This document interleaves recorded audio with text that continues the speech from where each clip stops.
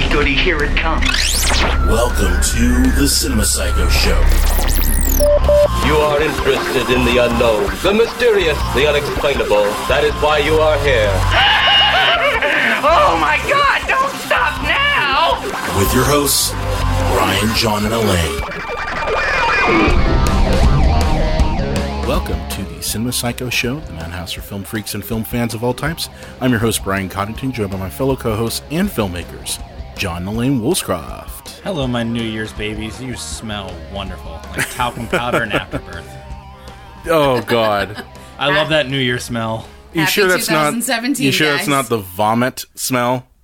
No. Or the poop smell? No, there's no poop smell. No, it's that always that a extra discharge that comes out when the baby's born. Yeah. They know you were sick, by the way, last episode. Yeah, Oh, okay. they do. Okay, yeah, so. I haven't got a chance to listen to it yet, folks. So Yeah. Brian could have just spent the whole episode talking shit on me. That would be amazing. no, I want to go listen not to at all. it, and I really hope that that's what it is. Just like Not at all. massive Not at shit all. on you. No. But yes, John was really sick. He got the festive 2017 stomach virus. Didn't give it to me, which was awesome. That was our concern. I know. That was our concern. It could have happened, and it didn't. It was I good. tried to as I nightly spit in your mouth while you sleep, and it didn't work out. Hey, Yeah. okay, well, good to know. Nightly Good to know. spit and, maybe some teabagging going on, that sort of thing. Can you give Of course I did that while you... balls? I'm sure... I don't know. These are the science questions that we ask on Cinema Psycho. Can you give... Okay, let's put that out there. If you are a scientist... Or doctor. Or doctor. Nurse. Nurse. Or somewhat, who just Medical kind of... professional You community. Wikipedia this shit, okay? Could you let us know if you can transmit the stomach virus... I want that to be in everyone's via history. testicle, scrotal sac. Hashtag teabag stomach virus. Yeah. Or if you're a male between the ages of 18 and 22, if you want to privately message me on Twitter and ask me if I will teabag you next time I'm sick, we'll find out. By the way, I might want to mention we're on episode 38. 38. Oh. And John is in rare John form Yeah, already. yeah. With balls and viruses. Balls and Hey, I didn't start viruses. this balls thing. It's not true. my No, that was my It's fault. true. That was my It's fault. true. That's where we came up to. So yeah, guys. So first episode of the new year. Yeah. That's recorded in like an actual time frame I can deal with, because I feel like the first week of January doesn't It's really tough. count. It's like you're back at work and you're like, shit, I didn't miss this. Well, yeah. Well, here's what happens. You spend like I know about you, but I had 2 weeks off. Okay. I didn't do bad. I had like a week off. Okay, so you had a week off. So you had enough.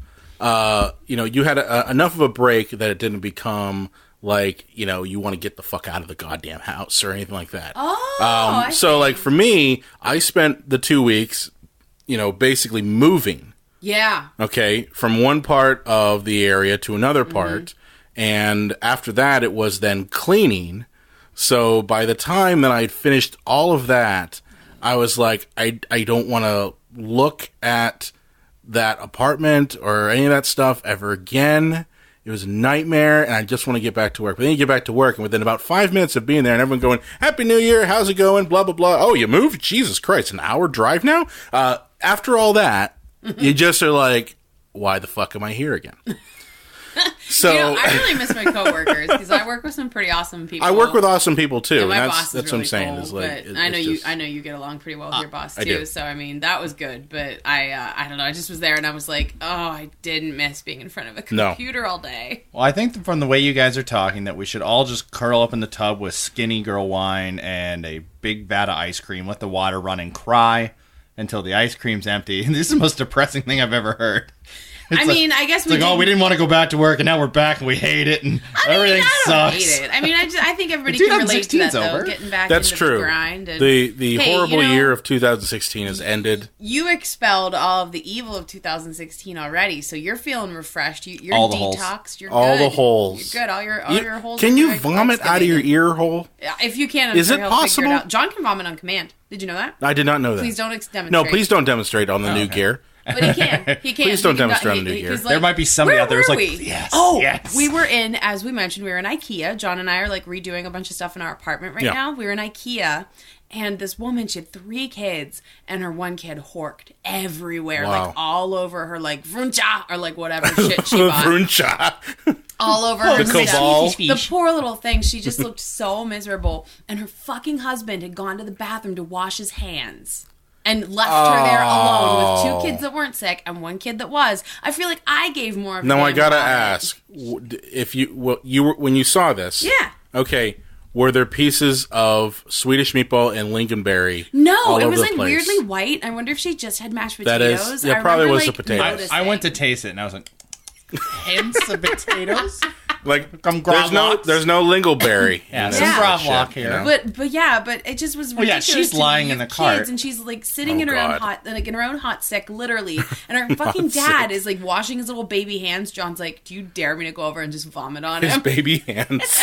Yeah, like he came back and I just wanted to vomit on the You dad, just like look all over like his such hands. a douche. Like Yeah. your little kid is sick. Like you take her to the bathroom and get her that's the cleaned first up. thing you don't do. clean The yourself first thing up. you deal with is the little Yeah. kid. You don't deal with yourself. Right? Oh, You know, selfish but no, shit. that's Made me that's mad. that's terrible. Yeah, she's lying in her hot cart bath of chunder, you know. Hot It was cart, bad. path Oh of god! chunder. And I was like, "Sweetheart," I was like, "Are you all right?" Like, because the woman was mortified. She was like, "You may not want to like use this kiosk. I'm sorry. You know, my daughter was just really sick." And I said, "Oh," I said, "Honey, are you all right?" And I looked at the mom and I was like, "Can I do anything for you?" And she's like, "No." She's like, "My husband's supposed to be getting paper towels." And I was like, "Oh, No, he wasn't. He's kind of useless." He was But- like, but yeah, so fuck my now- life at this point. So you know? now, like, I guess that was a lot of like personal things like that we've all been going through and. Yep. Well, good night. Thank you for joining us on the podcast. You can always follow us on Twitter. All you heard about was No, us back to work. we got and- more. We at got more IKEA. stuff. So I think, I mean, for me, I'm stalling because our news story today is one that I It's really, depressing. really don't want to talk It's about. it's but really And it's George not Michael fun. died. Oh Jesus He Christ! did. Yeah, he He did. did. Oh, He did. I'm just kidding. Nobody cares about him because Carrie Fisher died.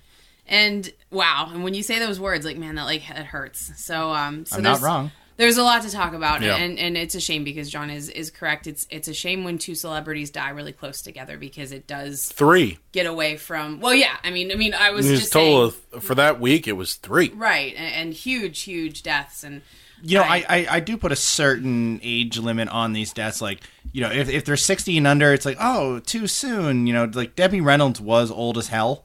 So, I mean, there's at least solace in that. Like, it But she had kind a of full was her life. time. Yeah, I mean, I How guess old you was could she say when that. she passed? 84. Okay. Yeah, so, but yeah, so we did have a big week, and I would like to point out that it's a shame because I feel like there's a really interesting dialogue that could have been brought about with George Michael's passing because he's the third of 3 very prolific pop stars, music stars, not pop in the saccharine way that I mean, but just literally popular music. We lost David Bowie last year, we lost Prince last year, I think George Michael was also a good example of. He represented a large chunk of the mid to late 80s and even 90s as well. And as a figure, That, I think he did a good job of just, as the other 2 stars that died did, they showed that you don't have to be any certain one way to be a man, That's right. and they offered a different look at masculinity versus femininity, bringing all of that into their personas. And I feel like we were starting to have that discussion about George Michael of how,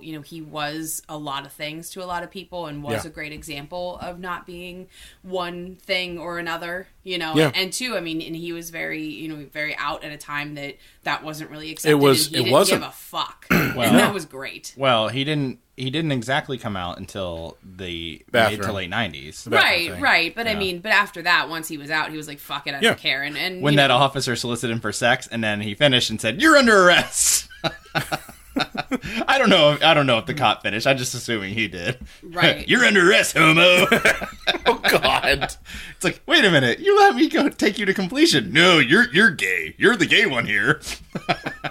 all of these opinions are John's private opinions that's- and do not that's reflect true. the Cinema Psycho That's show true. in any way. This is all John here. It's not us. But yeah, so like I said, I think that conversation was cut short. But we lost wonderful Carrie Fisher, and I feel like there's a lot to talk about because she had a heart attack on an airplane. She was coming home Christmas Eve from being over in London, and she was coming back to LA. She had a heart attack.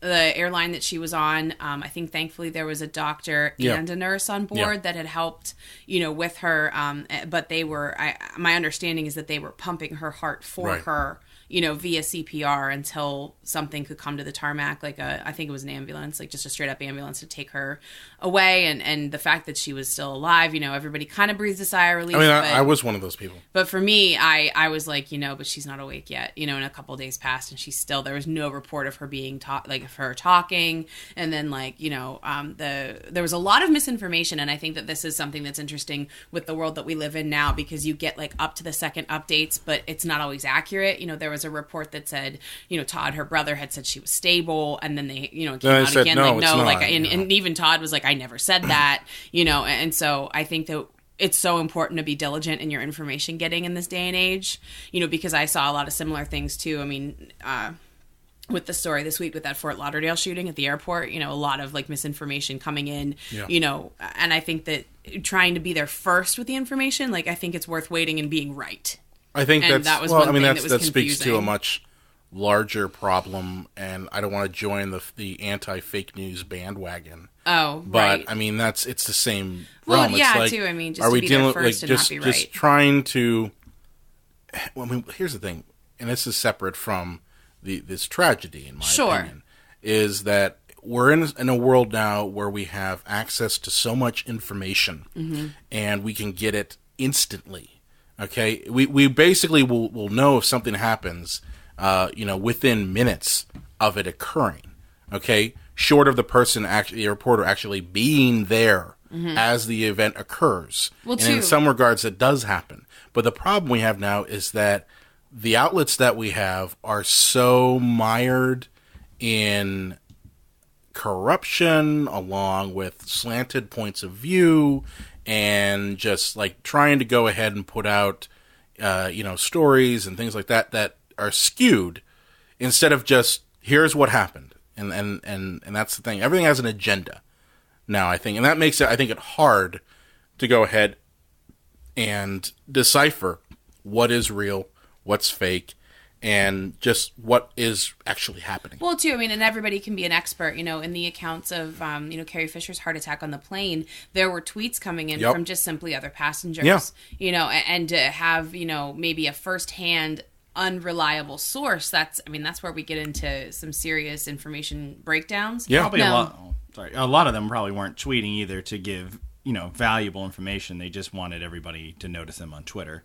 I'm on the same plane as Carrie Fisher. That's hard to say too. I mean, but John's not wrong. No, he's not wrong, and that's the thing is there's a bunch of shit. But I know that when she was in the hospital and everything, it was possible to breathe a tiny sigh of relief. But then when I had read that she passed away, I am so sad. I am still so sad, because she was so much more to me than just Princess Leia. Right. Of course, Princess Leia was the first, real badass chick that I'd ever seen. Mm-hmm. That's an interesting thing you bring up, because I didn't actually realize Carrie Fisher died. I just thought Princess Leia did. And that's something that we should talk about too, because I'm sorry, but Carrie Fisher, she was in other films. She was also a badass author. She's written a number of books. She also was a script doctor. She was a script doctor, and she wrote for not good movies, but still, and she wrote script adaptations. She did it.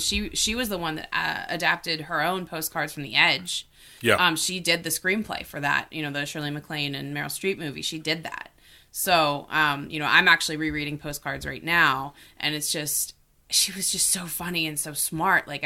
That's actually driving me a little crazy. And I don't know if we've talked about this on the show, but John and I have talked about this before, when people homage the character rather than the person. And I know John had been upset with Harold Ramis, where he had just been reduced to a Ghostbuster, and that was all. And it's you're completely ignoring everything else that person did. And in that instance, I don't necessarily mind if a fan of Ghostbusters, if that's how they, process their grief and how their feelings happen, and too, there's been a lot of fan art of Princess Leia, but everything you see, even the photo on the cover of Entertainment Weekly is her at 19 as Princess Leia. And I'm sorry, but the lady was more than that. And she's my favorite princess and I'll be honest with she you, was more than that. I've seen things where the articles have, Carrie Fisher in the gold bikini. Well, which I'm just Jesus fucking she died Christ. And she hated that thing. She hated that outfit. But I'm Jesus fucking Christ. Well, considering we don't really actually truly know anything about these people, we are not there in their private lives. isn't our grief somewhat inherently selfish? We're just sad because something we liked won't be around anymore and can't be around any longer. We're sad because something that we enjoyed is no longer there. We don't really know these people. We're just mad because, Princess Leia is not around any longer. There's a hint of subconscious, I think. Oh yeah, selfishness. I think to grieving over. I think to some degree, these people are fans of way. their work and look at it. I don't think everybody looks at it as, oh wow, Carrie Fisher won't be in the next Star Wars movie or anything like that. Some people are probably. Some people are.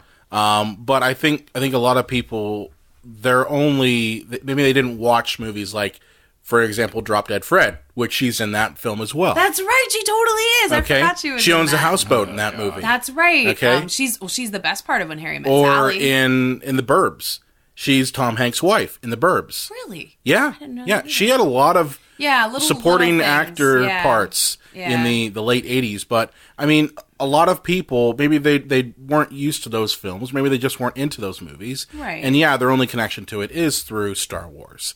And that's fine, but I think you just have to kind of take yourself away. And, recognize that Carrie Fisher did a lot more than just Star Wars. Of course. And honestly, her life hasn't always been roses. No, and I think it's okay for a regular fan to be selfish in that way, but I think the media outlets, again, and we're talking about reliability and what we expect from our news and media sources, but I think there's a bigger responsibility to throw more out there, for people to understand. I mean, Entertainment Weekly is a very popular magazine, and I think that it was a mistake for them to put a young photo of Princess Leia on the cover. I think that it should have been of the woman who actually died, not the woman she portrayed, because too, in addition to her very large body of varied Hollywood work that most people don't know about, I mean, she was a huge advocate for mental health awareness. I mean, did you see what her urn was?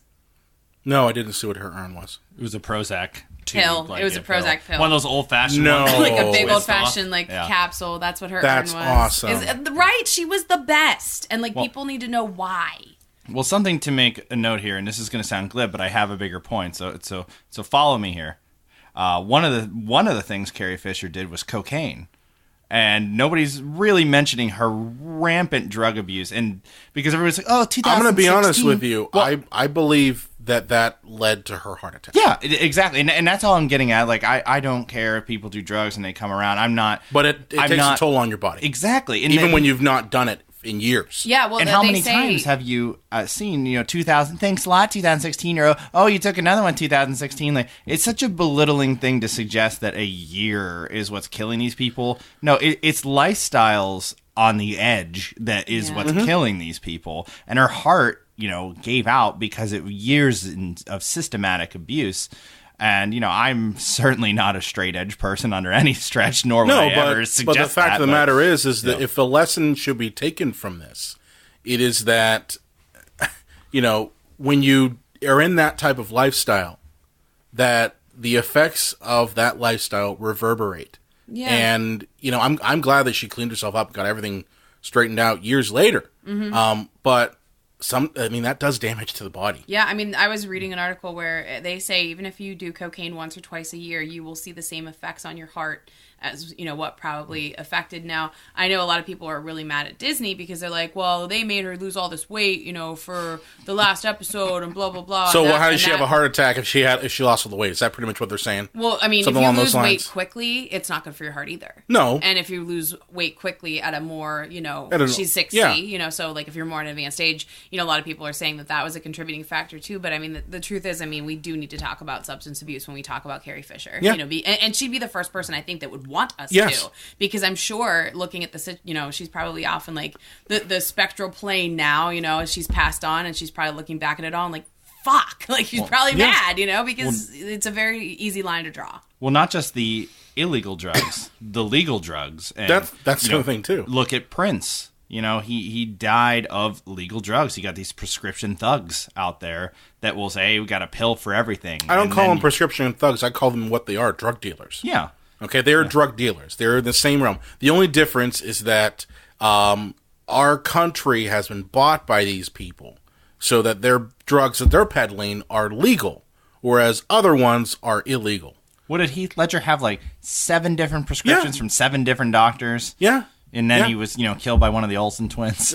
Well, and two, you're really stuck on that one, aren't you? You really are stuck on the whole. To note with Heath Thanks Ledger's, a lot, Mary Kate. One thing with Heath Ledger's death as well that we should note is that too, like, I didn't get the impression that he had invested enough in self-care to make sure his doctors were all talking to one another to make sure that, like, what happened to him didn't happen. I mean, there's a lot of question and controversy over his death as well, but I mean, a very simple thing that could have been done is like, hey, I have like 7 doctors on like 4 continents. Maybe I should like let them know, cross-check shit, just let them know, like, hey, I'm doing that's what assistants are for. This, and this. You know what I mean? So I mean, that's something that I think we need to talk about with Carrie Fisher as well, and just a huge loss, like, from the community. Obviously, like, everybody in the Star Wars, like, quote unquote family has released a statement.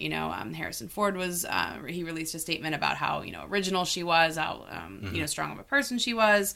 George Lucas paid somebody to like write about feelings if he would have them, and then he couldn't get up from his coffee. Yeah, no, and Kathleen Kennedy wrote a really nice statement. And I think that she addressed a few things. Like we said, people are wondering, what does this mean? Now she has Carrie Fisher wrapped all of her stuff for episode 8. She did. So that's all done, and there's a few things that are going to happen with with sigh Leia. relief, neckbeards. So with Leia's character, there's a few things coming in the movies now. She's going to have a reunion with Mark Hamill, we've been told, in this new movie, and then in episode 9, which will be in 2019, she's supposed to have a confrontation with Kylo Ren, and we're not sure now what that looks like. I am really hoping that they do not CGI her. I mean, I think that would be gross. I think that would be so disgusting. Well, this is where we come. It would be so disgusting, simply because of the fact that they simply are doing that for money. Well, a classic. Like, and I said this before the show, but if Disney did do that, I would do that. Wait a tick. They only are making these movies for money. They bought Star Wars so they could assembly line. This is what I've been saying. Yes, I'm well aware of that. Why are you all of a sudden saying now it's for money if they digitally change her? Okay. Settle down, y'all. Here's one thing. Okay. Here's one thing I'll say. So, selfishly as a fan, I feel like life imitates art imitates life, but life also can drastically change the course of art. Yeah. I would want to know the storyline that they were always intending for these characters. That's fine. They can tell us, but I'm just saying. But I don't want to see. With Carrie Fisher's death, this might not be possible. So what the problem becomes is, I'm with you guys. I'm in team, like, let's not do creepy CGI. I mean, we talked about it with Tarkin, and it was weird. I didn't agree with that. We talked about a bunch of stuff, and whatnot. But what I would say is that the problem becomes is, like, now they're going to have to massively rewrite her out of it. Probably. Well, I would have loved, on that note you just made, I would have loved to have known what the screenplay was for the 3rd Batman movie that was going to involve Heath Ledger. They said they had a 3rd Batman movie Right. with Heath Ledger in it. I think, the idea was always to move forward with the Joker, and then he just started eating pills like they were jelly beans and didn't wake up, and all of a sudden it was, okay, well, now I guess, what about a Bane? Does anybody like Bane? We'll use Bane. But that's what I'm saying. It's a whole new idea. The loss of life leads to the loss of art. Absolutely. So I would say, from the selfish corner of my heart that's a fan that's loved Star Wars, my whole life. You want to know what? I want to know what that would have been. So I think that's also, in addition to the money grubbing, I think that's also part of the situation. You know what? They can do that very easily by putting out a version as a novelization. Yeah, and put that out would there be as an fine. I novelization. think that would be I'd be okay preferred with at this that. point because I would be very against them doing the CGI, in that respect, especially for all the reasons that we did say on our Rogue One episode of why it didn't work. Yeah. For us to do that with someone who's freshly left us, I don't think that's a good way to remember anybody, especially because it was creepy with Peter Cushing. He died in 94. And I mean, there were people who were like, well, he's been dead for like over 20 years.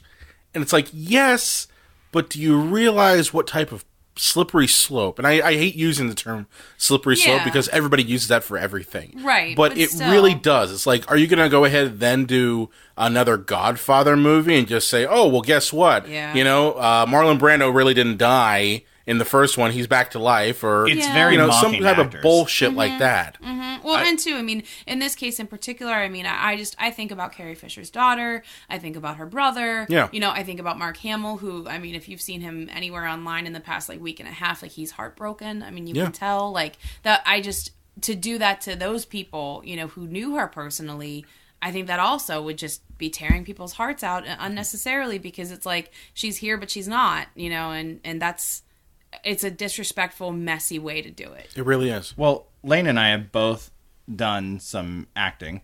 I'm not... I've done some acting, too. Okay. All three of us have done some acting. Acting. Theater and film, but, and I'm certainly not, a great actor, but I appreciate the craft. You mean you're not a great actor? No. I mean, it's pretty good. I mean, this is all just an illusion. Like, as soon as this ends, my voice gets really high, and all I can do is say, I love you. That means you're the greatest actor ever if you can do all this shit. That's true. But the idea, it's such an insult to actors to suggest that, oh, you die, we're just going to paste your face and, and some After Effects, onto some other actor, and we're going to get voice actors in there. It's like, it's a performance. It's not just a face. Well, let me ask you, just put a mask on. I do have one question, though. What's your take on recasting?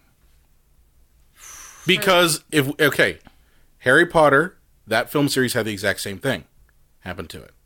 Oh, right. When where they just recast the Dumbledore, actor who played Dumbledore had passed away. Mm-hmm. And Richard Harris passed away in the middle of making, I think it was Gladiator. Oh, and Michael Gambon came in. Michael Gambon had to come in and do it.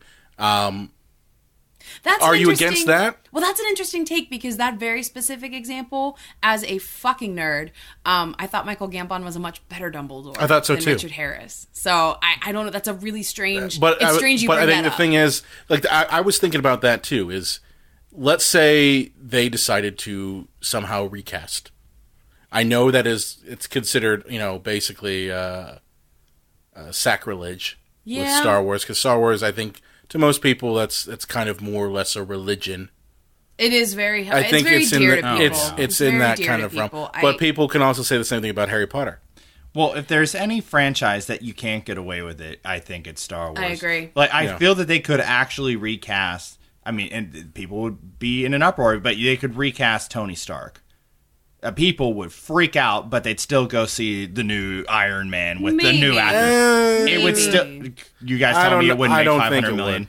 But if they I don't know. Because I think they're going to do it. Well, I think you eventually. I think you picked the wrong guy. You That's know what the I mean? wrong like, guy. 'cause for Robert Downey Jr., I mean, that's to try to replace him. But like, I mean, honestly, I don't see them doing that. I think you could make your point with a different example. Well, okay, but my point being that because too, like, even Carrie Fisher, Harrison Ford, Mark Hamill, you can't those three touch that. especially, because I mean, too, like Anthony Daniels, like you could replace that. I think you could recast, and that wouldn't be hard at all.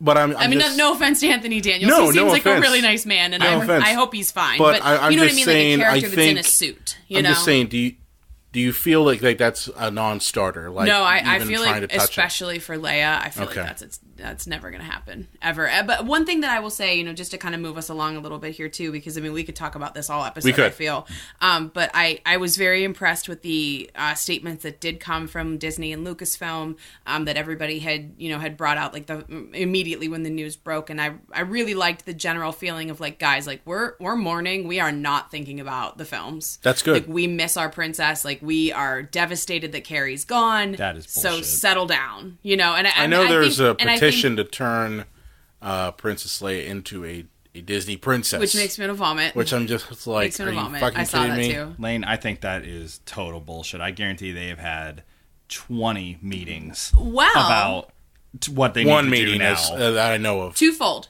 I have twofold counterpoint to your question. Number one, how many times do I say this in this show? It doesn't matter people's reasons, but doing the right thing publicly is always going to pay off. We talked about this with our Rogue One episode. We did. The diversity in casting you didn't think was for the right reasons. Doesn't matter. It's still there. That's true. Same thing with this message. It doesn't matter.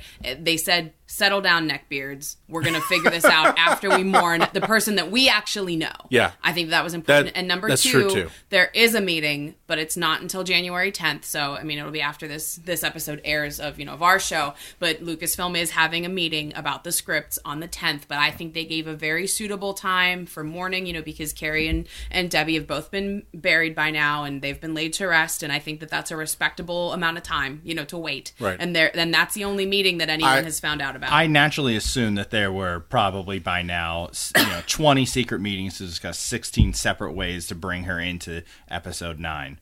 Speaking of 2016. No, there is a...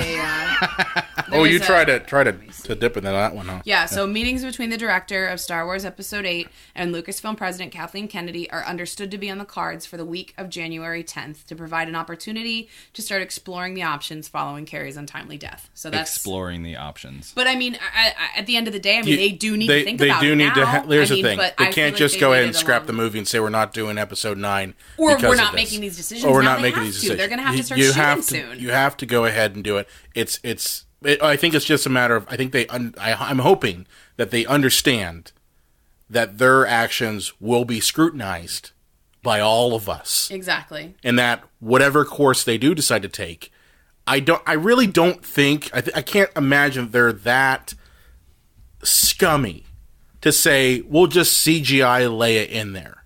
Well, I mean, if it had worked, did you really care about Tarkin being CGI'd? Yeah, I did. I did because I'm a fan of Peter Cushing's work. Aside from you're just, a horror guy. I'm a horror guy, so I followed his work. Dating all the way back to the Hammer stuff in the late 50s and 60s. And I think it's hard no matter what. So I mean, for me, that was a slap in the face because I'm Peter Cushing, Christopher Lee fan. But that's what I'm saying. I hope they don't do it. Now, that's not to say that when I see Tarkin show up on Star Wars Rebels, that I'm all up in arms. Well, it's different. Because it's a different medium. It's a cartoon. And what they did in Rogue One is that they tried to bring the human person back, and that's what I hope they don't do with Carrie Isn't that Fisher. just a cartoon?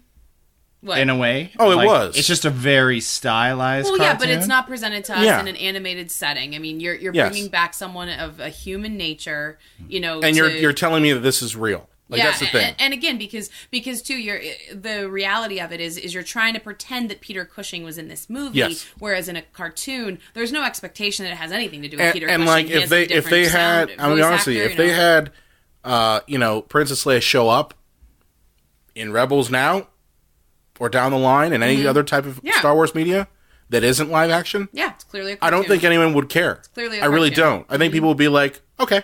It makes sense. Because that one, you never really get the same actor who was in the film version in the animated one. It rarely happens. But I don't think people would lose their shit over it. Yeah, and there's a clear disparity between the character and the actor in that sense when you have something that's completely immersed in like animation. So, speaking of, I'm about to get Star Wars Rebels from the library and I'm going to binge it. I'm very excited. You haven't watched any of it? I'm so excited, and I got it from Oh the my library. God, you are in for so much, and plus, I'm so ready. I believe the mid-season premiere, I think it happened this past Saturday. Excellent. So it's going to start to get in, but it's going to be great. Also, and then premiering yesterday, just to wrap up the Carrie Fisher stuff, I know we didn't talk about Debbie Reynolds that much, which is a shame, because she was a huge icon as well. She and Carrie Fisher's relationship has been very famously turbulent. A lot of the postcards from the Edge stuff was based on the two of them. I'm sure she said, "I won." As she closed her eyes. And if you don't know what that means, kids, like go look it up because John's joke is very, very true. Yeah. But one thing that I'll say is I'm thinking about getting just like a month subscription to HBO Go so I can watch the documentary about them. Oh, cool. The documentary just released out on over this weekend. It was on the 7th. Where it's starring Carrie Fisher and Debbie Reynolds. It's about their life. It's called Bright Lights. It was directed by Stephen Fisher, and he's been working on some other like documentary kinds of things. Yeah. And I guess it was kind of intimate, and Carrie Fisher was really worried about Disney and like filming the new movies and everything for Star Wars, and like she was worried to be too intrusive. But I guess once they kind of like ironed all that out, she ended up really liking what they had come up with and everything. So good. It premiered at Cannes. So or Cannes, I don't know how you guys say it. Cannes. A Cannes Film Festival. But yeah, it's on HBO now. It premiered on the 7th, and I plan to check it out just because it was one of the last things that we're really going to see, of her and everything, and it just makes me sad, and then I guess the only thing to say about Carrie Fisher now is, to report her death is that she was drowned in moonlight, strangled by her own bra. And if you guys know that joke, If you then guys know that joke. you're my hero too. Yeah. So. Hey, well, guys, enough about Star Wars. Something, so unbelievable that can't possibly be real and just based in absurdity. Let's talk about 2016. There you go. 2016. Since you ruined my the other year transition. that never Sorry, I tried. dies. No, you didn't. So You cut me off on purpose. I didn't mean to. Well, we just had a lot to get through. Like that was a big story for us. To kind of cover and everything. And What an amazing year. We shot a monkey and then elected one. oh my God, that's a thing you said. Wow. Jesus. Hey, that's Look not at you. fair. Orangutans are not monkeys, technically, That's right? true. That's Oh true. my I would have God. given the president-elect more of a baboon kind of feel, but okay. No, he's an orangutan. I refuse to call him president. He's or Mr. Trump. President-elect. I mean, call him Tiny Hands. Tiny Hands. My mom calls him the Donald orange Tiny one. Hands Trump. My mom is my favorite. She calls him the orange one. She will not speak of his name. It's amazing. He's like Voldemort. Yep, she calls him the orange I one. call him It's piece of shit. incredible. That's what I call him. But anyway, so 2016. Orange so, Julius Caesar. So, Julius Caesar. so I was on detail of writing everyone who died, so I don't know what you have Okay. up All your right, sleeve, Lainey. John. Lainey, read the people we lost this year. I'll put the little... So, okay, people we lost this year.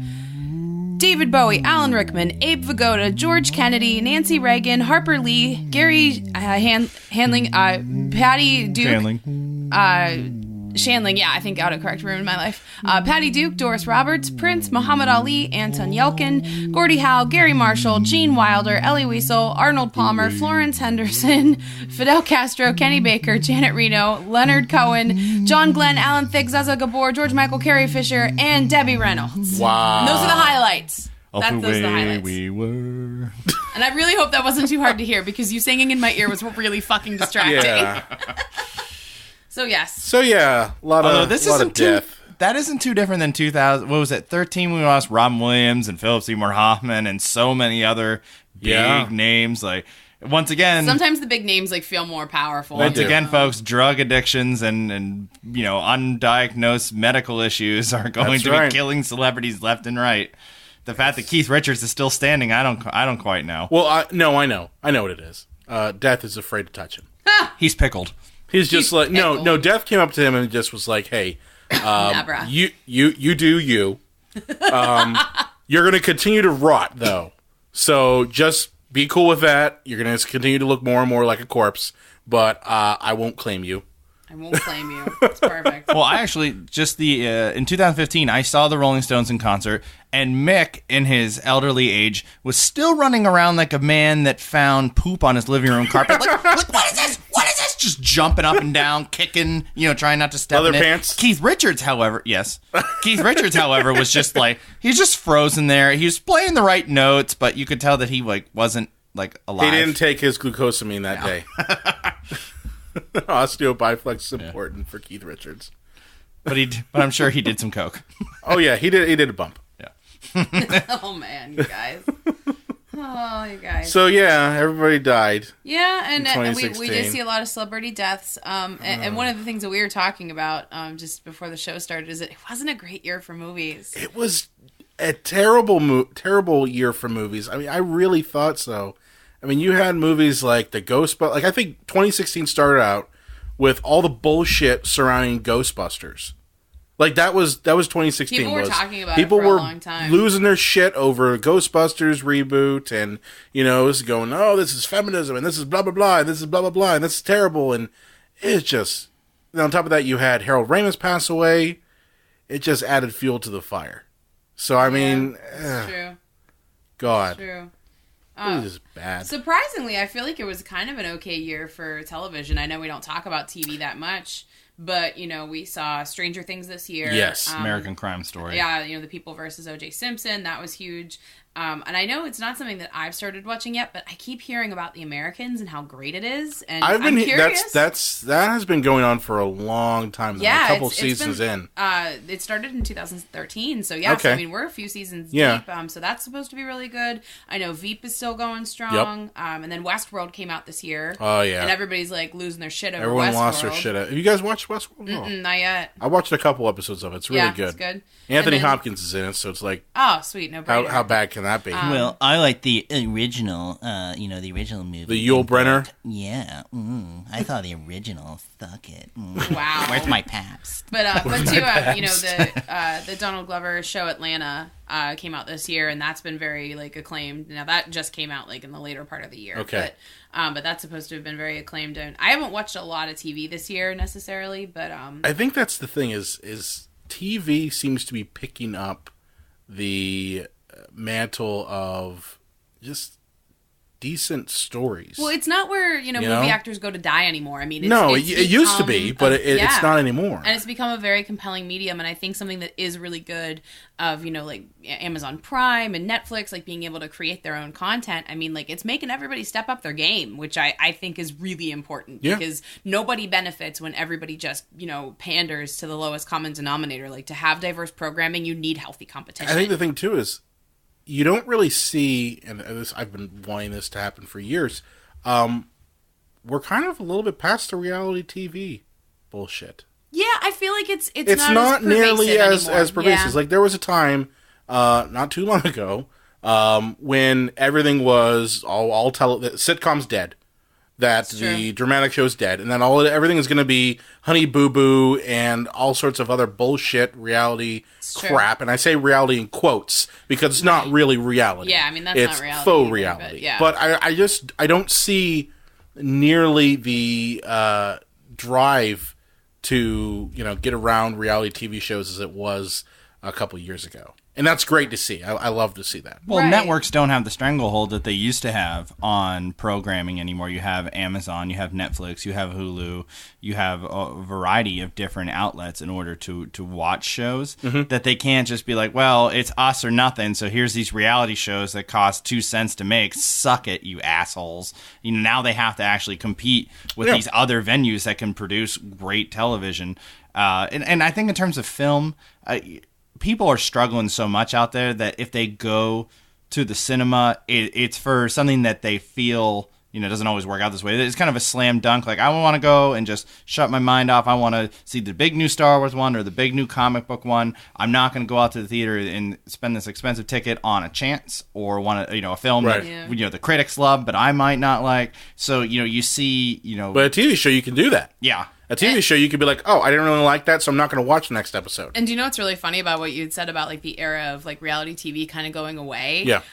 There's a show out there. It's called Unreal, and it's about a reality show. Like it's about kind of like a Bachelor-esque kind of show. It stars Sherry Appleby, and she plays a young producer who's pushed around by her boss to like create all this drama. And like how when you see like those like crazy like next week on The Bachelor, like those clips of like people like losing their shit.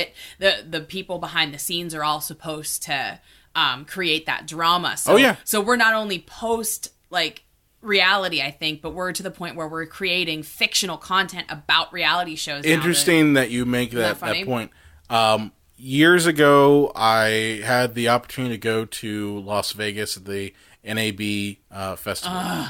Best ever. And I think I told you about this, off the show years ago too. Yeah, well, because we'd both been to the NAB, but so different years. I went to it in, I think it was either 2008 or 2009, and the keynote speaker for the BEA part, which is the Broadcast Educators Association part, were two of the dumbest motherfucking editors I'd ever heard. Names. I don't. They weren't important enough to remember their Excerpt names. didn't happen. Okay, but I will tell you this: they did edit The Surreal Life.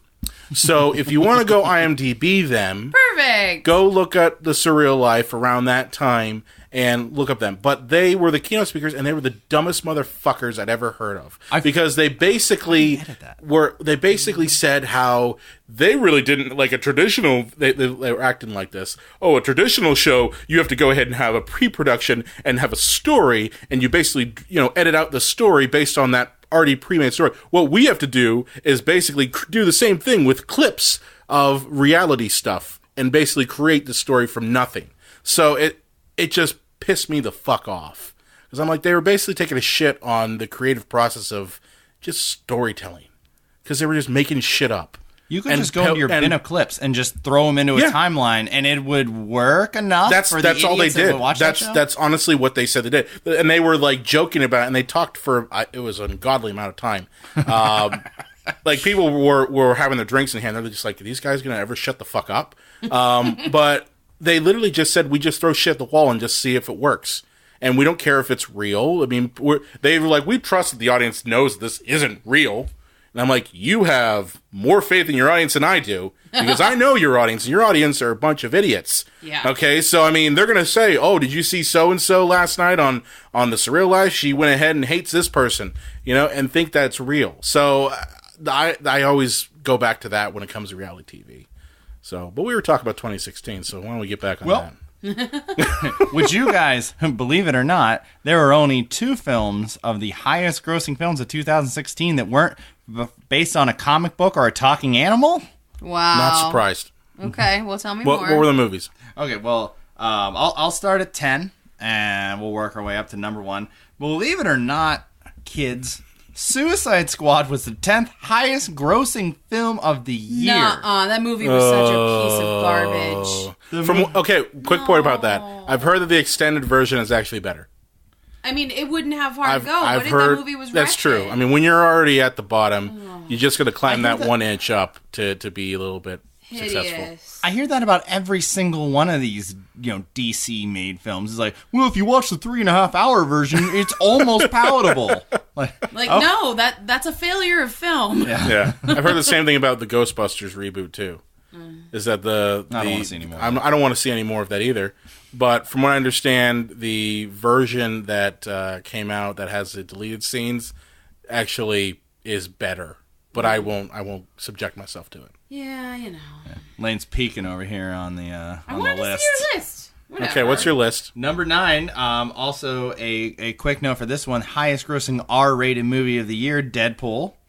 I get that was one of the few movies I actually it was enjoyed. a good one. So that's a double dose of comic books right there. Yeah. And based off of another medium here, but not a comic book for once, Fantastic Beasts and Where to Find Them snuck up to number 8. That's awesome. It came out so late in the year, too. That's off of the Potter verse. Mm-hmm. Yeah. So it's still another franchise. Well, it's a franchise, sure, yeah. I liked it when it was, Pokemon Go, And they just replaced the Pokemon with Harry Potter characters. I think those are fighting words. What do you think, Elaine? Is that fighting words? I mean, it's not, it's hard because when you love a universe, you want everything to be awesome. Yeah. And I don't know, for me, I didn't see it. In Fantastic Beasts, the magic wasn't quite there. Now, I mean, was it amazing to be sitting in, the theater? And, and two, there's a pretty significant twist at the end that made me very happy. So I'm hoping the next movies will have a little bit more magic, but there was something about it that just didn't quite work for me. It didn't feel pottery enough? I don't know. It just didn't speak to me, and it doesn't have to. I enjoyed the Harry Potter films, but I'm not, huge into that, fan base. Like, I have my own, so I watch them kind of my fiance's oldest son is a huge Harry Potter fan. He's actually, when I've told him about our podcast, he's like, "Can I come on and talk about Harry Potter?" I'm like, yes, sure. You can come on and talk about Harry Potter. Are you joking? Okay. I will not say a single swear. I promise. I only say like that's 6. a date. That's a date. Okay, done. I think we'll just call him the Potter kid. Done. Done. Potter boy. Yes, absolutely. That is happening. That is happening. But my point being that Fantastic Beasts sucked. It sucked. The big one. It was a god awful movie. Okay. But again, I thought that the ending. I can't really say anything because I didn't see it. So. Things, so what's next? The famous law case against extremely strong men versus bats. Batman v Superman. Yes. Was that the civil suit or was that the criminal suit? Well, the civil suit was so much more interesting. Yeah, it really was. On that. It really was. But God, there's 2 comic book movies that every critic and every fan who saw it said, "What a piece of shit!" And they're still in the 10. But no, here's the best part though. The reason why it's 10, it's in the top 10 is because the run up to that movie was so intense. It was all like, people were showing the Comic-Con trailer of Superman hovering and Batman having the fucking, bat signal going out, and people were losing their shit over it, going, "Oh my god, it's gonna be so good." And then as it started to get closer and closer to that, and you started to get more and more articles coming out about Ben Affleck isn't too happy about this. And, you had that awesome meme where he's having the interview with, I forget who it was, but he's like looking out in the corner and it's like sad Ben Affleck.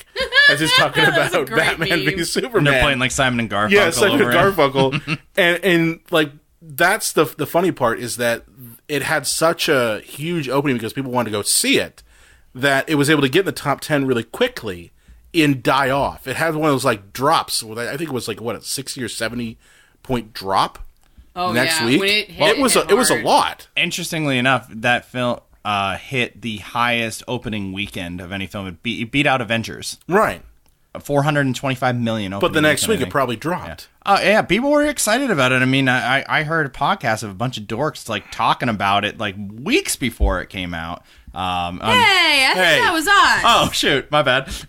Yeah, and you were the only asshole on there going, "It's gonna fucking suck," and me and Elaine are like, "Oh, we're gonna go wait to see it and see how bad it sucks." And then you made us watch it, and more importantly, you made me watch it in 3D, fucker. I didn't have to see it in 3D. Well, yeah, I got to see Jesse Eisenberg's like nose like peek out at me a little bit, during his great performance of Carrot Top meets like Daffy Duck from the 30s. Like, Your eye just twitched, Elaine. It's true. It's true. Okay. All right. Well, coming in at number 6 here, The Secret Life of Pets, because Oh God. fuck all of us. Talking animals, do. We had 2 talking animal movies coming out.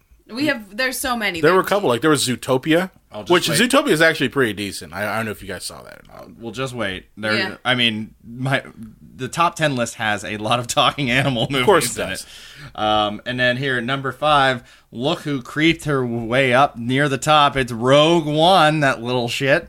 Rouge One. Rouge Yeah. One, as we put on our page. I thought that was the best That was meme great. ever. I was like, yes. So yeah, Rogue One already up at Rouge One. 5. It's been out for 2-3 weeks, and it's already at number 5 highest grossing film of the A year. lot longer than 2-3 weeks. Yeah, it's been out since mid-December. Yeah. Well, in terms About a of month. 2016, in terms of that year. Yeah, in that year. And then this one boggles my mind. Boggles. That's Boggles. a word. That's a word no one really uses as much. Boggles. Yeah, this one just left me a little just perplexed and kerfuffled. The Jungle Book. I heard that movie sucked ass. Well, most of these movies sucked ass. I mean, but like that We one. talked about a That good one one in yet? particular really Deadpool. did suck ass. Deadpool's the only good movie on this list so far. Yeah. But yeah, the Jungle. I think that clearly why we're getting Beauty and the Beast, right? Oh yeah. Because that movie made a bajillion. You don't like that? gazillion Oh, you dollars. no, you do like that. I'm You are looking excited, and forward I to hope that. it's not terrible. And I pray every day it's not going to be terrible. Have you seen the meme that someone posted on Facebook? It was of the Belle doll that looks creepily like Justin Bieber. No. Yes. Oh my God. There is a it? meme. It looks like they didn't made it look like Emma Watson, and the way that they sculpted this thing, it looks like fucking Bieber. Are you Yes, are you it's telling me amazing. that now I'm gonna have to jerk off to a Belle doll? Damn it! Ew, John, Yep, why are you that's so right. wrong? Well, I've ruined all my Justin dolls. Hey, I call him. I say, "Hey, you said never say never," and the face is worn off. You are the worst. Sir, that's his catchphrase, not ours. We're just a company. Can we get through the list without you actively grossing me out? Well, ironically, number 4, masturbating to Justin Bieber in 3D. No, actually, just sorry. gonna Jungle hate Book you. was number 4, so I guess like talking animals plus something we remember from when we were kids, the member berries hitting in there. I don't know. Yeah, True. it's fucking Number weird. 3, Zootopia. Yeah, So, as I said, I saw Zootopia. Zootopia was it was one really of the good. better It was funny. offerings, and it had more to it than just talking animals. You know, like that. I thought that was good. You know. Yeah. Number 2, Finding Dory. So the talking animal explosion continues. And the member berries. I The mean, come member on. berries. Well, I thought that train, had that train had sailed or that boat had driven That on. shit. I think that submarine had That tanked. shit Yeah. had failed. Because The Red October of Dory and Nemo had tanked. Because what did that come out? 2003, 2002? The original Finding Nemo? I thought the audience had grown up, so what were they hoping? You would assume Finding Dory would have come out like a year or two after Finding Nemo. And so I'm surprised that after all these years, they were still able to cash in enough to be the second highest grossing film of the year. That blows my mind because too, like, I mean, that 2003. The first movie, yeah, it came out in 2003, and I remember because I was in that like weird point where I had just graduated high school. And I was about to go to college that summer. And I remember, you know, my friends, like, in high school were like, let's go see this movie. And I was like, okay. And I thought it was really cute. And I really liked it. And I think, like, looking back now, it was because I was about to leave home. And it was made kind sense. of, like, clinging, you know, a little bit to, like, familiar things in, like, an animated movie. I saw it again, Finding Nemo again, recently. What a fucking turd. Like, the movie's not that good. Here's the thing. I like Albert Brooks as a Brooks. comedian and, you know, his body of work. So, I mean, I could appreciate, you know, him in Finding Nemo. I haven't seen Finding Dory. We actually bought it for, you know, my fiance's kid for Christmas. So, that's cool. Because he's into Finding Dory and that's stuff. cool. But, I mean, it's one of those movies where it's definitely a cash-in on the nostalgia of the Member Berries and all that bullshit. That it didn't need to be made. Yeah, no, you know? that's not a movie that we needed. But at the same time, people could say the same thing about Toy Story. No, we needed all those movies, especially We need the all third those one, movies? where I cried like a little bitty bitch. Even though Toy Story. That third one. Third one, that wasn't That nice. motherfucker. That wasn't nice. Well, except for the fact that it's the exact same movie as Toy Story 2. Your face is the exact same movie as Toy You know, Story 2. They're literally the same movie. You don't need to go ahead and piss on that on the third one. Keep okay? that tinkle out of the Just Cheerios, let me tell you something. Okay, if you didn't cry when you know when he's given up his toys, We saw it together. He totally cried. okay, Well, he's not talking to me. He's talking welling the up. abstract, Elaine. I was welling up. If you didn't cry when, you know, Andy's giving away, you know, Woody and all of his toys to some other little kid that's Telling high that- on coffee, okay, and you're just going, I'm really going to miss you. You know, you're thinking of yourself, you're thinking, oh, wow, I haven't played with my toys in like 10 years. I've been too busy jacking it to porn to go ahead and pay attention to, you know, my I use Woody my doll. Justin toys. Jackie and John the- never stopped using But toys. I'm just saying, let's be honest here. We haven't really played with toys since we discovered pornography and masturbation. Brian, shouldn't we say Okay. 20 years, not 10 years since we play with toys? Yeah, I was going to say 10 doesn't seem like enough, you guys. Were you Playing 20 with your years? G.I. Joes at 21, dude? If you were, you can tell us this is a safe space. This is 10, a judgment 15, free 20 years. Yeah. But if you didn't cry during that, you have no soul. Well, It's true. Well, interestingly enough, like I know, and obviously Elaine just called me out, so I'm going to repeat what she just told all of you. But no, I cried too. But there have been plenty of people who laughed their ass off at that end scene because They have no soul. I could see how people they just see it was so ham-fisted, like, hey, little girl, here are my toys. Now I'm going to tell you how to play with them. Like, Dude, just thinking about it, I was like ready to tear up. Fuck you. Like, I was just thinking about it and I was like, yeah. I thought it would have been amazing. You could also have the cynical kind of idea too. Is like, okay, is Andy really going to go ahead and have a kegger in his dorm room and have his his toys sitting on his shelf next to his beer cans and his beer bong and all that crap, and just like, yeah, those are my fucking toys. Don't fucking touch them. They're collectibles. You know what's going to happen in college, though, if he had taken Woody with him? He would have gotten some really freaky girls like, oh, my God, stick that doll up me. Woody, Well, just, oh, God. Here's the thing. He could have also used that as an in with some of the college co-eds. He could be like, oh, yeah, this is my Woody and Buzz dolls. I've had them all, since I was a kid. Does that Buzz doll vibrate? Well, if you think about it, Woody's To head infinity and beyond. with a little bit of lubricant is the perfect thing for Andy to just jam up his ass when he's masturbating. So that and would Woody suffocate in that situation? Does he breathe? Can you imagine Woody dying because Andy shoved him up his ass? No, he would come back from John. he would come back from a night of that and Buzz would be like, so what happened to you? You don't want to know.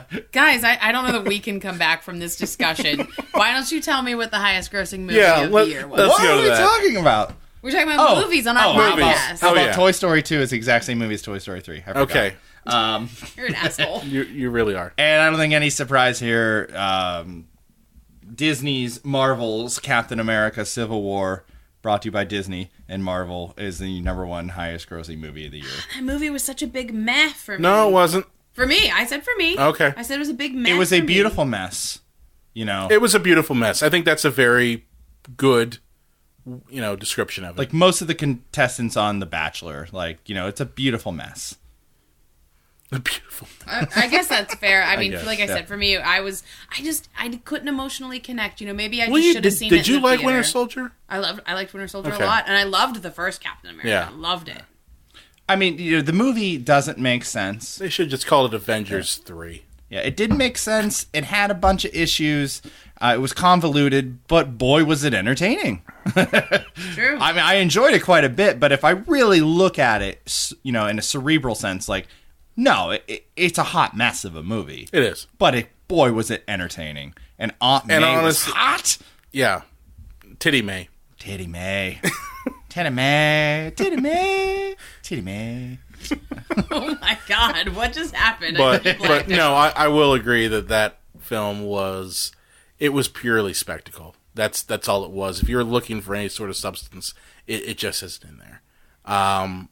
It was nice to see kind of just that everything kind of come together. Like, we kind of had hints that, the Winter Soldier killed Tony Stark's parents. It was nice to see that kind of pay off. But in terms of just, is this a movie going to be memorable down the line? It's not. It isn't, Well, it's going to be memorable for the airport fight scene and the last fight scene. Yeah. And, seeing Spider-Man. Like, these movies, I don't think they really ever intend them to be like, well, I look at Thor 2 for the deep interpersonal turmoil that a hero goes through. Of course you pick Thor 2 to do that, don't you? You pick Thor 2 with Malekith and the ether and all that bullshit, to go ahead and go on that. No, you won't pick the first Thor because Kenneth Branagh did that one. And, that one's a fairly decent movie. That was fairly good. It's funny how You they won't pick that one, will you? They picked the least popular. They picked the Ringo of the Avengers to base all of the movies off of. If you really think about it, they all connect to Thor. It's true. They do. All the Avengers, like all the other ones, but it's like he's really the Ringo of the Avengers, But just as a point of reference, because every movie was based on a comic book or a talking animal, here's 1985's highest grossing movies of the year. I'll just go down the list quickly. Yeah. Back to the Future, Rambo, First Blood Part 2, Rocky IV, The Color Purple, Out of Africa, Cocoon, The Jewel of the Nile, Witness, The Goonies, and Spies Like Us.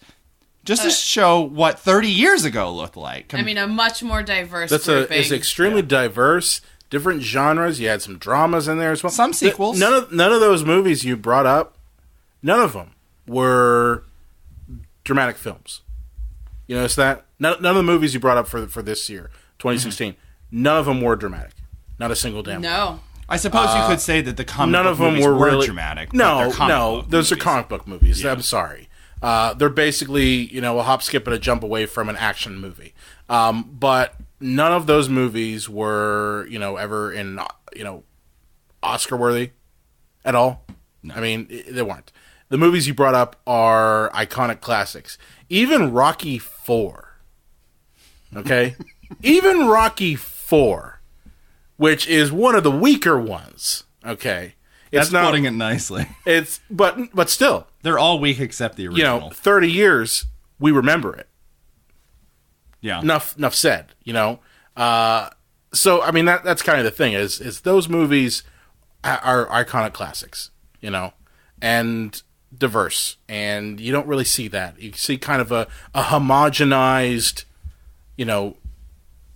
bracket of films with this past year. And now let me ask you this. Mm-hmm. Looking at 2017, we're pretty much going to get more of the same, from what I understand. Yeah, I'm going to just wager a guess. I'm going to say 8 out of 10 films will be based on next year, this year, I should say. The end of 2017 will be on talking animals and comic books. 8 out of 10. That's my guess. 8 out of 10. But, Brian, your point? My point is just that, where are we going to see the turn where we maybe get back to this? Or is pretty much television the only hope we have left to getting movies that are similar to, say, 1985? I think it is television. Thank you for bringing that up earlier, Elaine, because, now we're kind of coming full circle. But it's going to be, and it's not even going to be network television, because network television is garbage. Oh, it's garbage. It's going to be some cable, but mostly Netflix and Hulu and everything that we mentioned. By the way, Amazon and Hulu, if you guys want to give me free memberships from all the plugs that we've been given today. Like, or Netflix, if you want to cover give our us current subscription. Yes, that would you be can great. reach us on our Twitter handles and just give us codes for our free passes. Because, hey guys, have you tried Amazon, Hulu, and Netflix? They're incredible. They're so They great. really are. They're better than traditional cable. It's the only way that I feel alive or can get an erection. Okay, you just ruined any chance that they're gonna help. And it's never like I get stuck, spending 10 to 15 minutes trying to find something good on Netflix. No. Wah, wah, wah. But yeah, no, it's going to be television. It's ridiculous to say that because television used to be the garbage medium for idiots. Yeah. And truly now, I mean, we're seeing that longer format. I think that's nice. And a lot of times people aren't even calling it a show anymore. No. It's more like a series or like an event. And I think that, filmmakers are having a chance to take more chances and to put forward projects that maybe wouldn't have survived in the movie medium, where you are limited to about 2.5 hours to entertain people. When you have that longer stretch of time, I mean, you're able to come up with something very well planned and very well structured, and that's what good entertainment really comes down to is good writing and good structure. Definitely.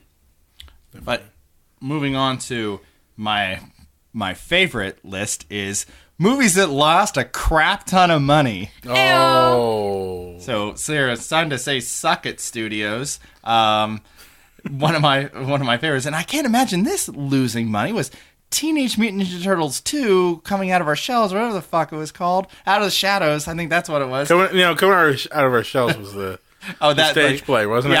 Yeah, Out of the Shadows lost $8 million. Oh. Now, something for some of you folks that who aren't in the biz, if you're just listening to this podcast and you don't know how this works, like if a movie has a budget of about $20 million, they usually put about 70% of that budget, not from that budget, but on promotional materials as well. It's all the marketing. Yeah. So the thing is, if it costs $20 million, they're probably putting out another $12 million for marketing, maybe 14. So you're looking actually at about $34 million is what the movie cost. You don't see that in what the actual cost was if you look at the, on IMDb. Like, oh, this movie cost this much to make. I'm sure with Star Wars, if it costs, Rogue One cost $100 million to make, they use another $100 million to promote it. The film really actually cost $200 million.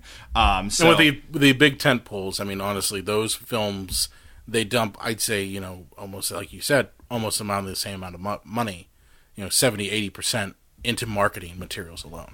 So if you see TMNT2 here lost $8 million, well, they're a big studio. All they do is print money. $8 million, that's not too bad of a loss. Except when you take into consideration they probably lost about $100 million worth of marketing. So it's probably about $108 $1 million bat that they took at this movie. So keep that in mind with any of these movies that we're talking about. Just that these lists are probably quadruple, if not more, of what I'm listening here. Pop Star, which actually was a fairly funny Andy Samberg movie. It was basically. I honestly, I completely forgot. It was a lonely, like renting. It was like the Lonely Island, all their videos that they did as a movie. A bunch of separate skits that told a full story. It lost $11 million. Jeez. And the thing is, which is too bad because it wasn't by any stretch the worst thing I saw on here. I thought it was pretty funny. Well, they gave him $20 million to make this movie, and it only made $9 million. That's too bad. That's too bad. It was funny. I guess the Sandberg train has derailed. I guess. Yeah. Well, too, he's still on Brooklyn Nine-Nine, so maybe he just didn't have a lot of time to put into it. Probably. And unfortunately, a blow here to women. Whiskey Tango Foxtrot, starring in Tina Fey, and I believe written by her, lost $12 million. So with was not great. With the promotional materials they put in there, probably about $45 million lost there. I think people didn't know what type of movie that was. Mm-hmm. Like for me, I saw that as kind of like, well, it's a comedy, but it could also be a drama. It was kind of like this weirdo mix that you couldn't really put your finger on. Well, Alice, the new Alice, Through the Looking Glass, took an $18 million bath, which probably was actually more equivalent to probably about $75 million. Yeah, I'm guessing it lost, especially with all the minimum, the cross promotional and kind of like ramifications. I mean, now obviously with Disney, it isn't usually that big of a deal, but you notice every time like one of those Disney Alice movies comes out, there's like usually like a makeup line and like clothing at Hot Topic and like all that shit. So people probably didn't buy that stuff either. Well, speaking of makeup line, it was probably good that Johnny Depp was too busy putting makeup on his knuckles to act in that one. I guess he dodged that bullet. Jesus Christ! What? He beats the hell out of his wife. I guess I'm the bad guy here. There's no one you won't go after, and I appreciate that about you, John. Hey, you know what? If you whap around women, I'm not giving you a pass on this podcast. Fair enough. It's unacceptable. Hey, that's we respect that. It's good. Oh, and I'm sure we'll get to him when we get closer to the whole Oscar thing. But Casey Affleck, you're a rapist and a sex offender, and nobody talks about it. So he's a sexual assaulter. Yeah. Well, he maybe raped somebody too. I don't even know. I didn't even know about that. Let's not be speculative. If we're going to just like throw down the gauntlet, we don't want to throw down the gauntlet. We will discuss Casey Affleck when we get closer to the Oscars. All right. Okay. Brothers Grimsby, the Sacha Baron Cohen that project. movie. It lost. Do either of you want to guess just purely on what the budget of the film is? How much this movie lost? How much was the budget? That's a great question. I look it up real quick here. Brothers Grimsby, I'm going to put the Jeopardy music on. Oh, it's the race between Lane and Brian right now. I fly just by the seat of my 35 brain. million. Ah, damn it. So I'm going to take a guess. Fastest 35 million. I'm going to say maybe what? 10 million? That it made or that it lost? That it lost. I'm going to say it made $9 million. The movie lost $28 million. I was Holy closer. shit. The movie made $7 million. Oh. And I said 9. I wasn't too far out. Well, I said it lost 10. But, So that my movie God. probably took about, $70 million bath. And this one is just like what helps me fall asleep at night with a big smile on my face. Ben-Hur lost $87 million. Ben-Hur, I repeat, lost $87 million fucking dollars. Did you just come just now saying that? Oh my God. So There's a puddle on the floor. Yeah, that means they probably took about $150 million bath on a movie that anybody could have said, you're remaking Ben-Hur? What? Why? I think the only other movie that they could get that sort of reaction from would be Gone with the Wind. Oh my God. Imagine Citizen Kane 2. Citizen Kane you 2. imagine? Kane Harder. The recanoning. The recanoning or Citizen Kane 2 Legacy. It would have one of those, It would have that. I'm the great-great-grandson of Charles Foster Kane. I'm going to find that rosebud bastard and put a bullet in his head. This summer, we go sledding. Oh my God. Dun, dun, dun, dun, dun, dun. There's a Gatling gun. It's like, what's happening? Rosebud motherfuckers. Shit. Stars Jeremy Renner. I mean, Michael Bay directed? No. No. Schumacher? Yeah.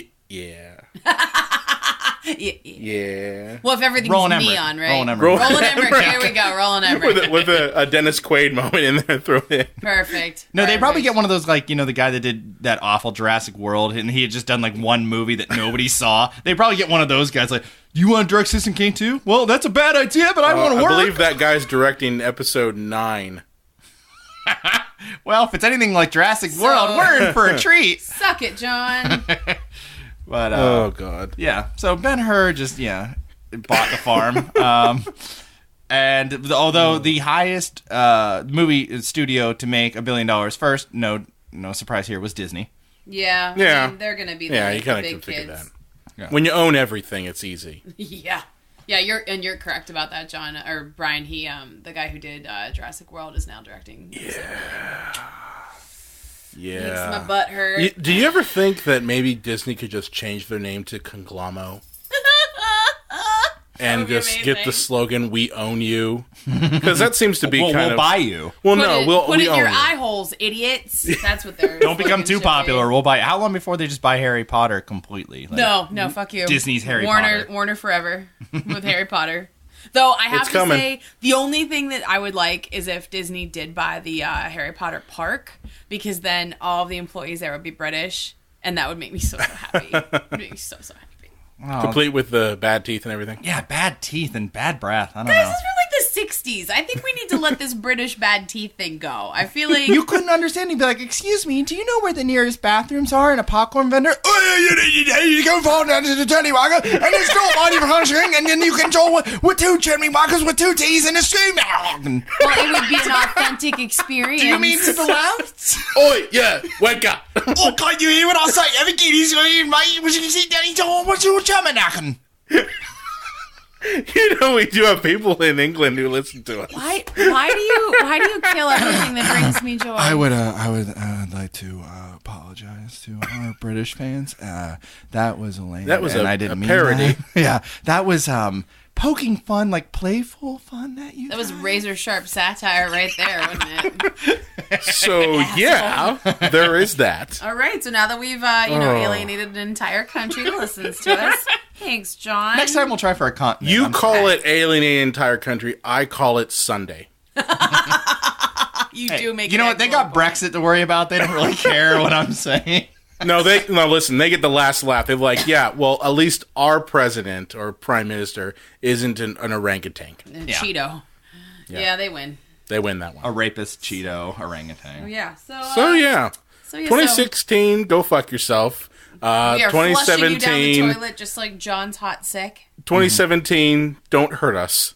I think that's where we're at. Boo. Don't hurt us, girl. Don't hurt us too hard. Well, no, 2017 told me that it loves me, and the only reason that when it was 2016 that it did all those horrible things to me is because it really loves me, and if it didn't love me so much, then it would actually done much worse. Oh, well, that's good. I mean, that sounds healthy. You guys don't know 2016 like I do. When you're not there, 2016 was so charming and so funny. Okay, all right. 2016 can be so sweet. You guys only see the angry, hateful, murdering 2016. Oh, well, who knew? Okay. All right. Well, that's good. So, I guess I'm going to close it out there with that. How could you not? How could you not? Be sure to like us on Facebook, Twitter, Instagram, Google+, at Psycho Show. We're on iTunes, Blueberry. Where else are we at? All over the place. Strawberry. We're on iHeartRadio. Yeah, that's a cool thing. Yeah, we're on iHeartRadio. We're on iHeartRadio. Motherfuckers. We're also on Stitcher, too. So go ahead and check us out at any of those platforms, or you can just find us at cinemapsychoshow.com. If you do have a movie or a question you want to throw away, you can contact us at our website, cinemapsychoshow.com, as I mentioned. And make sure to subscribe to us on iTunes to catch our new episode available every Friday. Sugar water is not just for hiccups. It's delicious.